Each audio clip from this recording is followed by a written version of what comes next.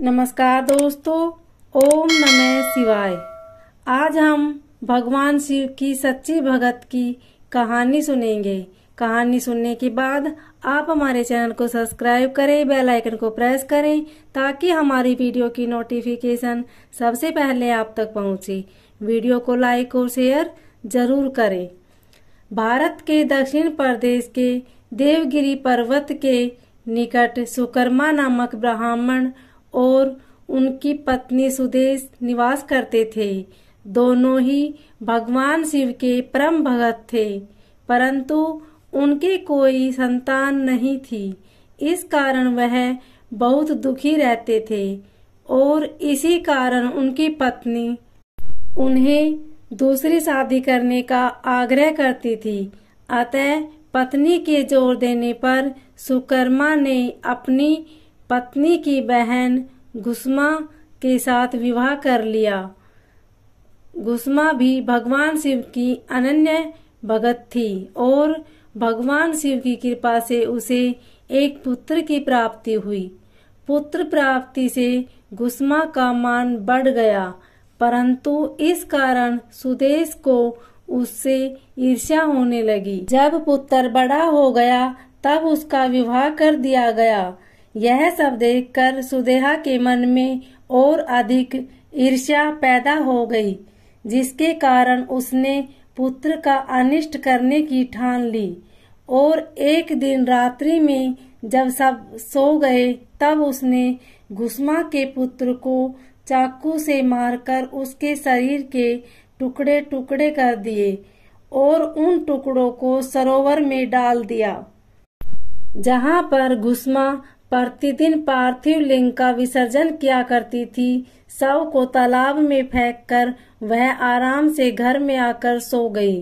रोज की भांति जब सभी लोग अपने कार्यों में व्यस्त हो गए और नित्य कर्म में लग गए, तब सुदेहा भी आनंद पूर्वक घर के कामकाज में जुट गई। परंतु जब बहू नींद से जागी तो बिस्तर को खून में सना पाया तथा मांस के कुछ टुकड़े दिखाई दिए। यह भयावह दृश्य देखकर व्याकुल बहू अपनी सास गुस्मा के पास जाकर रोने लगी और पति के बारे में पूछने लगी और विलाप करने लगी। सुदेहा भी उसके साथ विलाप में शामिल हो गई ताकि किसी को भी उस पर संदेह न हो। बहू के क्रंदन को सुनकर गुस्मा जरा भी दुखी नहीं हुई और अपने नित्य पूजन व्रत में लगी रही। वह सुधर्मा भी अपने नित्य पूजा कर्म में लगे रहे। दोनों पति पत्नी भगवान का पूजन भक्ति के साथ बिना किसी विधन चिंता के करते रहे। जब पूजा समाप्त हुई तब गुस्मा ने अपने पुत्र की रक्त से भीगी सैया को देखा। यह वत्स दृश्य देखकर भी उसे किसी प्रकार का विलाप नहीं हुआ। उसने कहा कि जिसने मुझे पुत्र दिया है वे ही शिव उनकी रक्षा भी करेंगे।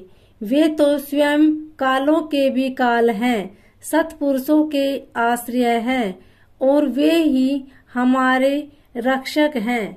अतः चिंता करने से कुछ नहीं होगा। इस प्रकार के विचार कर उसने भगवान शिव को याद किया।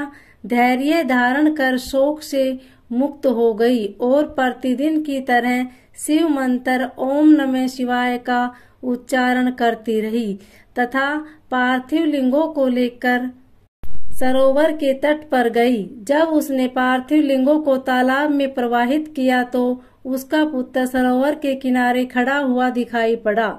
अपने पुत्र को देखकर गुस्मा प्रसन्नता से भर गई।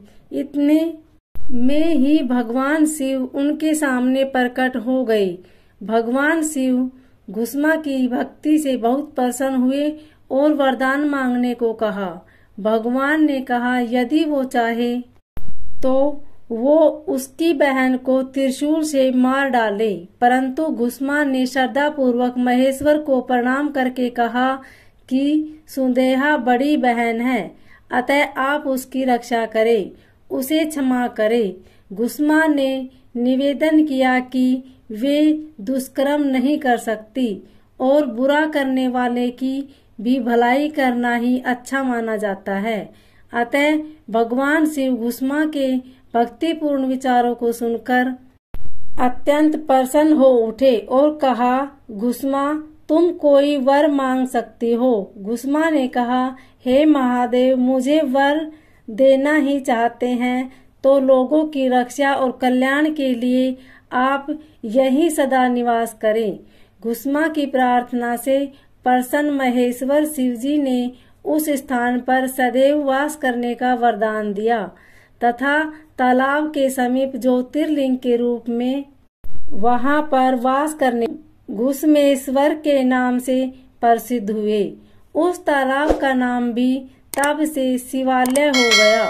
धन्यवाद दोस्तों। आपको हमारी वीडियो कैसी लगी कमेंट में जरूर लिखना। ओम नमः शिवाय।